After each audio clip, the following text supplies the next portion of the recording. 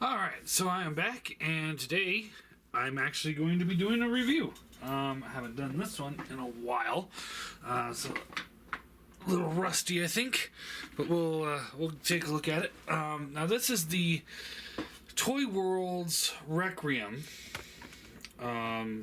or as aka Dirge. So quick look at the box. Yep, not much there, not much there, not much there, not much there, and the drawing on the front.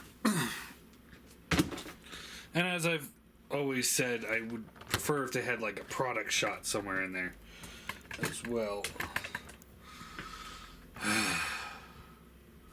What are you doing now? I don't think my camera is even used to doing reviews at this point. Come on. Stop it.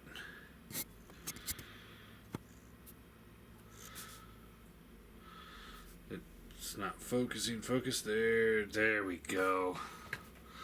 Alright, so let's take a look at what we get in the box. We got instruction sheet. Fairly good. No complaints on the instructions. I think it does a pretty good job of showing off how to transform it. You get this thing, which is like I think it's a sticker. And it looks like, kind of the way it's designed, looks like there's probably more to it. So like when you get the other three, maybe there'll be more to it. I don't know. I don't have the other three. It came with two of these. Now this is like a base section. We got this thing that's similar to like what came with the MP Seekers, and there's little plug holes here and here. You can just kind of like plug it in, and you take your Dirge here, and I don't see any peg holes. That's kind of like par for the course for this figure. It's just like I don't see any peg holes for it. Maybe that's what this is for. Yeah, maybe.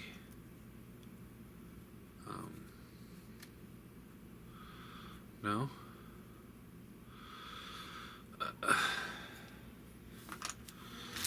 It also comes with these little pieces here, which I don't know. They don't have instructions on this stuff. And I am not seeing any peg holes in the center. There's some here and here, so you could maybe get it off center. That doesn't feel very stable, but you can do that. Now, what you can do with these things, you can take them and slide them together like this, and do like a big base, or you can slide them together like this and do something like that. Which, I mean, it's cool. Alright. We're off to a great start. Camera's messing with me. And my lights keep falling over. Alright. So yeah, there's that. So these pieces here look like, maybe you take these out. See how it's like got two peg holes at an angle. You can probably peg them in like this. That's my guess, to help hold it together. Yeah. There's that. There's this thingy, which just got a hinge there. Nowhere in the instructions says anything about this thing, so I have no idea what this is for. None whatsoever. It closes up. First I thought maybe it was like a seat, but it's not. Almost looks like you can peg it in right here.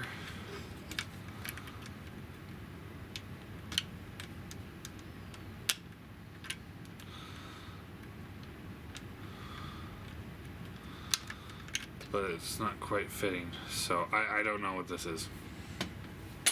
And yes, I am fully aware I could go online and look it up, but I really don't want to. Alright, and we got 2 of these.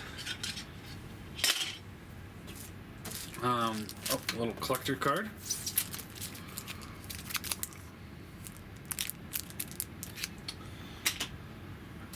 And we got the little peg fillers for like these holes here, I'm assuming, where you can just take them and you plug them in. That'll help conceal those. We got 2 missiles, 2 missile launchers. Worst design I've seen in a long time when it comes to missile launchers. Absolutely terrible. I hate missile launchers to begin with. Most of my long-term viewers know that I hate missile launchers. First off, as you can see, it's not wanting to really latch in there.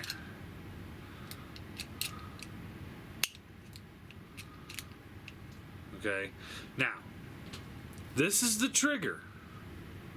This is the peg to plug it in under the wing or on the arm. Do you realize what the problem is here? I'll show you. So you take it and you plug it in and the missile fires. It's on a hair trigger. See, here's the other one.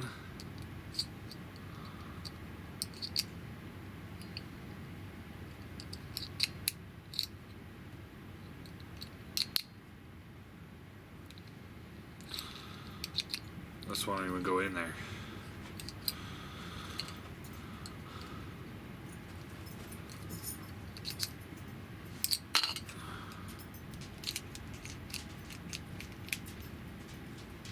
Just horrible. Absolutely horrible. I can't stand things like this. And that's why. So anyway, principle is, you take this, you plug it in under the wing, you fire off the missile.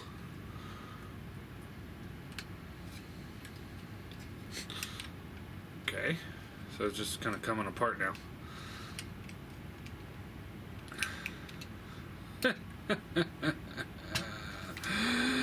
I hate you.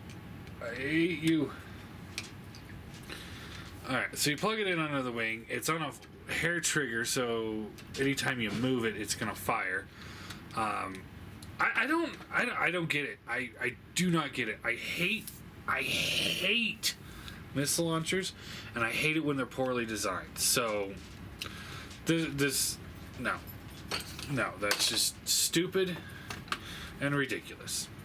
All right, now the jet is gorgeous. Now these little tail fins come off. They're in the box. When you get him in the box, he's unassembled, so you just gotta pop those on. No problem whatsoever. He looks great though.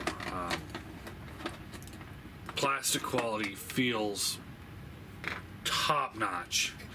It's got this nice, like, glossy finish to it. There's die cast here. See stress mark there. Joy. Now these are die cast on what I'm assuming is a plastic ball joint. So these things really do not like to move. So I would say if you got them in a position where they're looking straight down, leave them. Do not mess with them. Underneath, he cleans up pretty well. You can open this piece here up. And there's the landing gear. It's pretty far in there.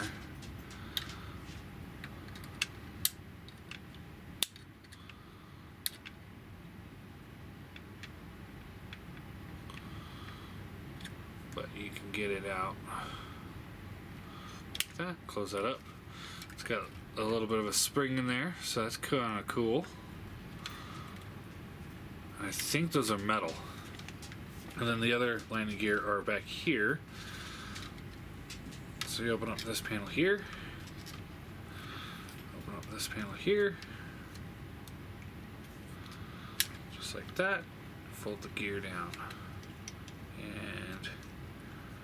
springs on those two, and they do feel like metal wheels. So, landing gear, very well done.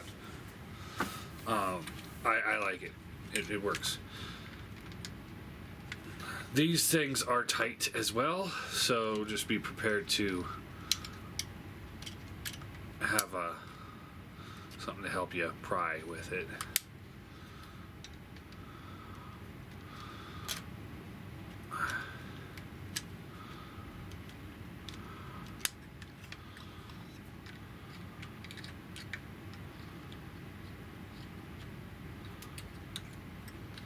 All right.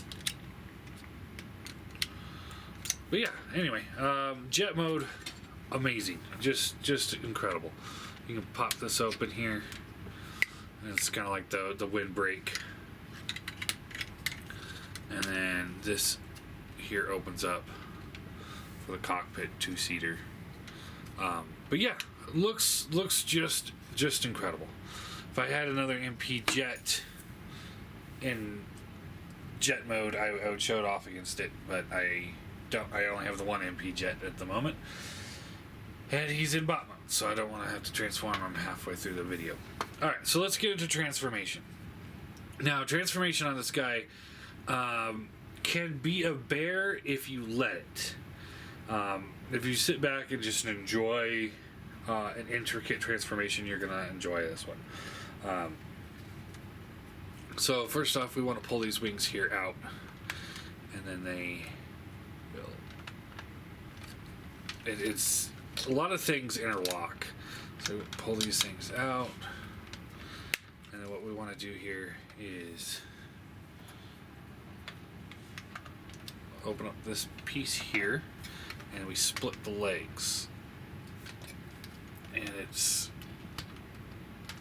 like I said, it's gonna be a little bit of trouble here. There we go. Alright, so now that we got that loosened up, you can see there's little pegs here and here that are plugging into this blue section here and here.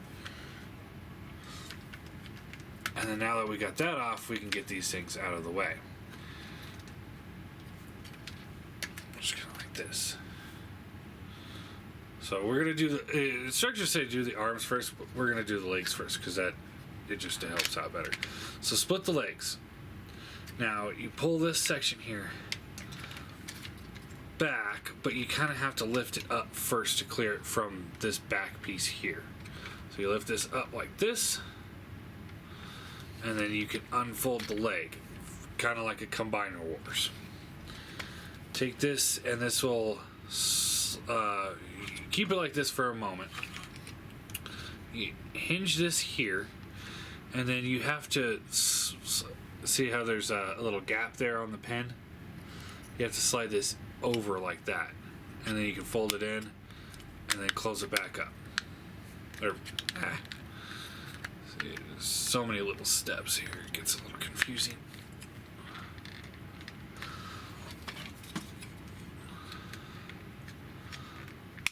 Alright, so we got it folded up. You want to take this piece here, and this gap here will slide into this slot right here.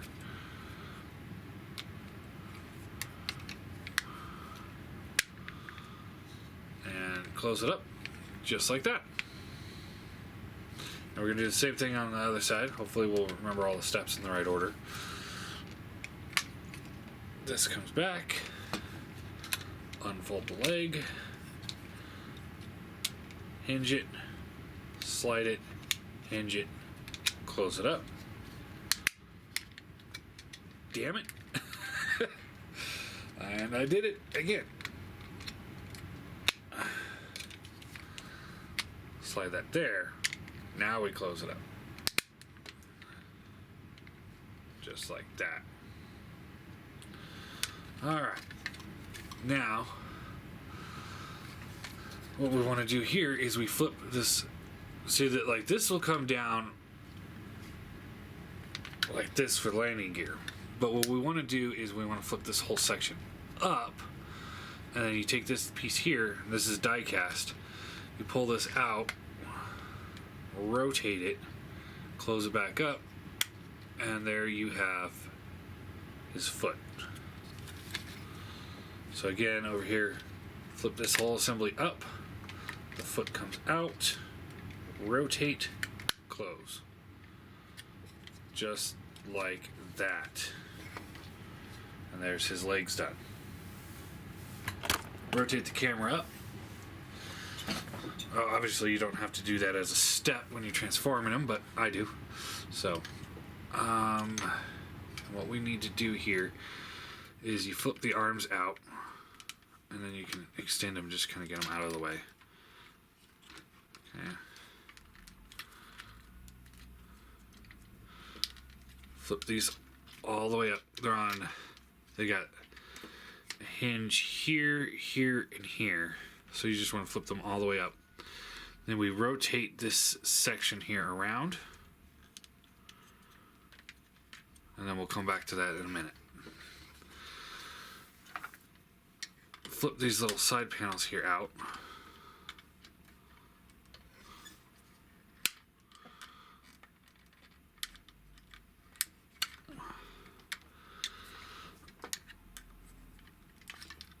The construction's starting in the background. Oh, joy. Joy, joy, joy.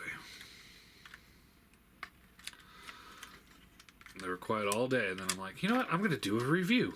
And then they started working. It's like, oh, that's awesome. That is awesome. All right, so this comes back here like this. Those tab into place. I like to rotate it all the way back so it's just completely out of my way. Gives it a little extra back kibble, but who cares? This can fold down.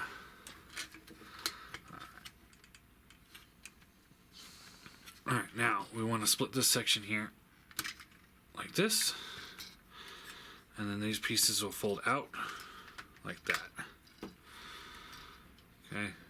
So then, and then this will fold like this and rotate these panels down.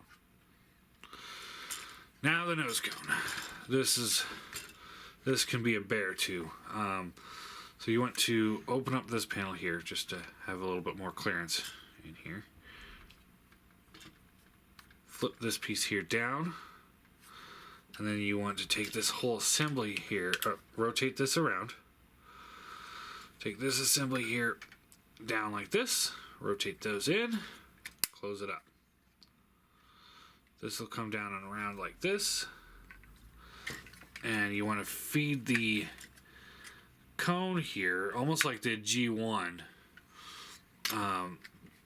through this little slot here. Now this back panel does not open up like the MP Seekers do, so just kind of have to finagle it. It's not hard, and then you can close that panel up while you're doing it, up like that. All right, now tabbing things together. So this will come down. This comes back. There's a tab here, or a hole here, tab here. So you plug that in.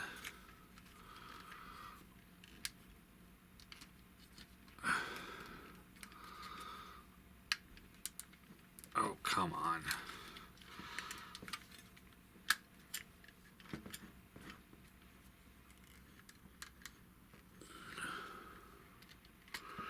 Come on.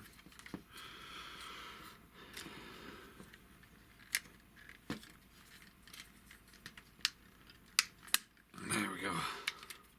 So then this tab here will plug into that slot right there.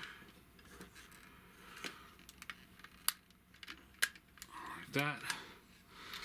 And then there's a slot that's on the actual canopy here that you tab that one into. I don't know how well you can see that. That one goes in there. It's hard to show because it's all enclosed. So we want to do the same thing on this side.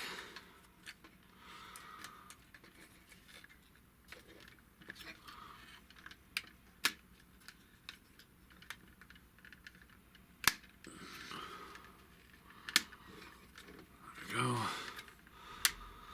Set up. Just like that. Push these pieces here all the way in, and then they fold down like that.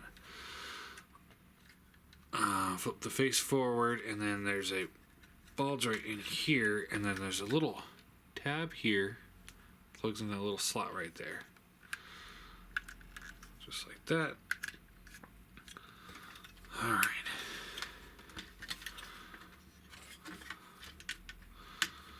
And then we open up the hands, or the back here, flips the hands out, close them up, rotate.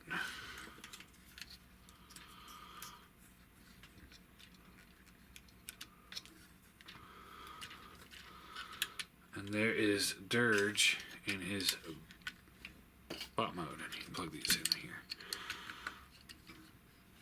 Alright. Let's go over posability here real quick.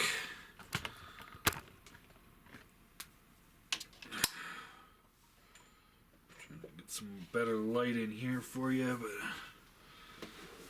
I don't know, it's not really working very well for me, is it? Alright, so head is on a ball joint, so you get a little up. When you try to go down, it kind of, this is loose, so it just kind of turns into a mess. You get the left and right, no problem there. These things are a little on the loose side. I wish they would tabbed in. Everything else on this thing tabs in so well. It's kind of irritating that they have these pieces here that don't. Shoulders rotate up and down. These panels here move out of the way, and you can get the in and out. Bicep swivel, double bend elbow. Hands rotate. You got single pin going through all 4 fingers here, and then each finger also has their own knuckle. Wrist swivels. Thumbs on a little ball joint. Not the greatest ball joint, but it works. No ab crunch. There is a waist swivel that is really... I don't like that at all. I do not like that at all. So, let's say no waist swivel. Because it's not really all that useful. Hips, skirts can move out of the way. The leg rotates up and down and in and out. Okay, no ratchets.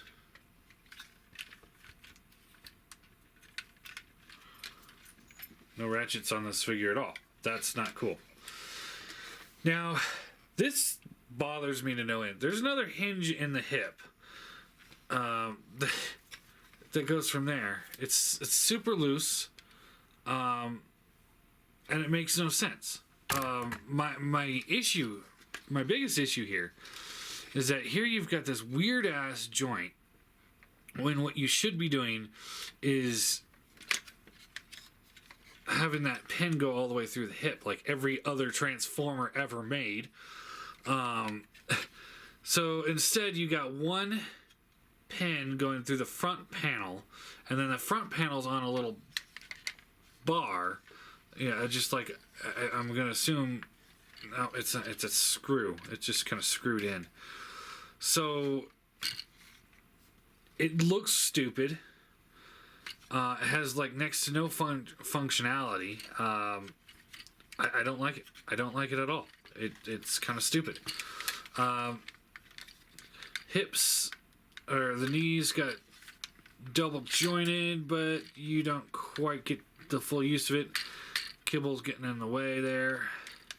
There's a thigh swivel, or a knee swivel, I guess. And the toe is on a ball joint, so you get a little bit of a rocker, a little bit of a tilt. And that's it. Alright, and then I also want to take a quick moment to show you what in the hell is that face sculpt? What am I looking at here? Is he literally doing duck face? That is a horrible face sculpt. Absolutely terrible. That is just... Ugh. Alright, now. Oh, and these little fan things can rotate too, if you really want to. I don't know why you would need it. So yeah, all in all, he's a decent figure. He's too heavy to not have ratchets. He's too big to not have ratchets. Let's do a size comparison here. So here he is with... I don't have an MP Prime anymore, but here he is with a regular MP Seeker. And as you can see, he just towers over the Seeker.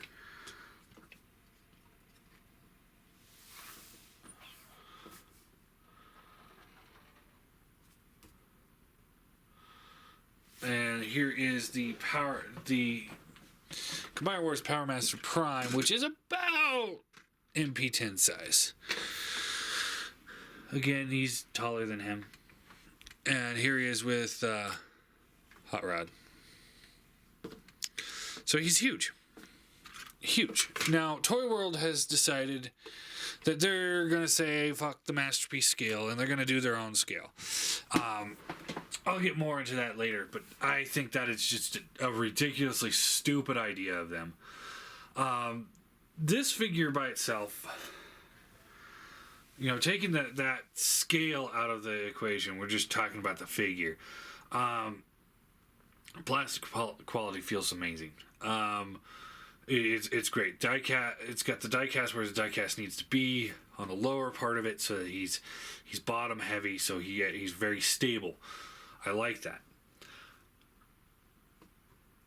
He's got sections that tab in together in ways like the torso that just feel solid. He feels good. You know, like this guy's not going anywhere. Mike Chaos Screamer does that too. Is good like that too. But that's because it's the better quality than the actual official product. Now, so he's got some really good points to him. This is a very good figure. Now, the negatives. You know, you guys know my issue with the scale thing. We'll get into that a little bit more in a second here. But my big issue, I don't like these at all. Nothing about them I like. They feel weird. They're kind of like rounded, as you can see, and I'm sure you know that's probably accurate to a jet or whatever. But I really do like these ones that are just kind of like the straight triangles. It feels more. It just feels better that way. Feels more robotic. Anyway, the way the head moves, I don't like it that much. It could have been done a little bit better, but you know, whatever. The head sculpt or face sculpt is horrible. The idea of putting light piping in there when there's no gap to make the light piping work is stupid. As you can see, he looks dead inside. All right, let's see if we can zoom it in a little bit.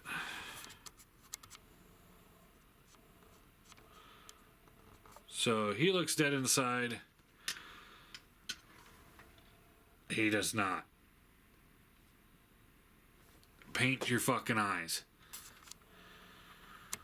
The missile launchers. Oh my god, I cannot stand these fucking things.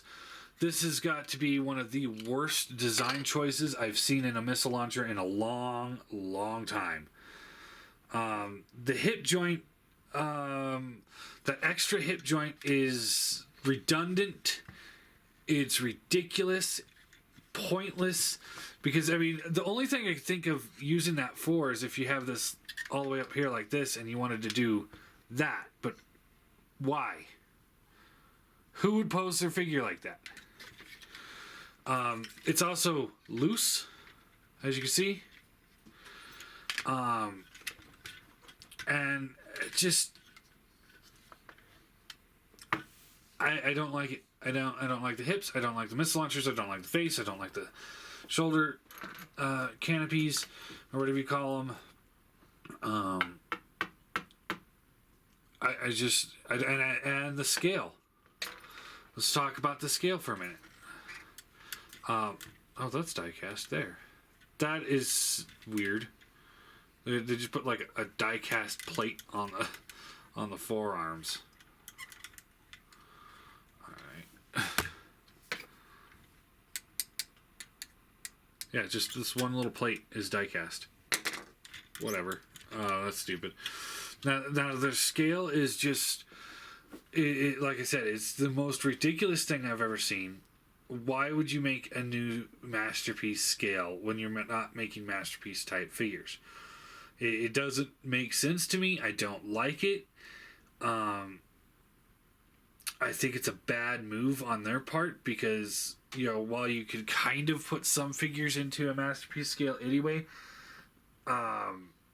you're going to run into that problem of these things being too big. And these things, this particular jet is way too big. He feels lanky too. He kind of feels a little on the lanky side. I don't know. It's like maybe the torso seems like it's too long or something. I don't know. He doesn't feel right. The scale doesn't feel right. I would have been I would be giving this thing, major points if it was the same scale as the actual Seekers. If they're going into an MP scale, then they would be like, okay, then you could say, okay, we got kind of like this slightly modern, sleeker version of a Seeker that is in the same Masterpiece scale. So if I wanted to, I could throw this into my Masterpiece scale rather than get the Takara version and be happy. But also it could be like a gateway to, well, maybe I could replace all my Seekers with these. But being too big, most people are going to say, no, screw that. I'm not going to start a new scale just to get these ones in. And yeah, so all in all, like I said, plastic's good, paint's good, no problem with that. It fails at the shoulders, the face, the missile launchers, the scale, and that weird joint in the middle. So all in all, I'm going to have to give this a 5 out of 10. It's decent. It could have been better. It should have been better. But it just... no. Not for me. It's definitely not for me.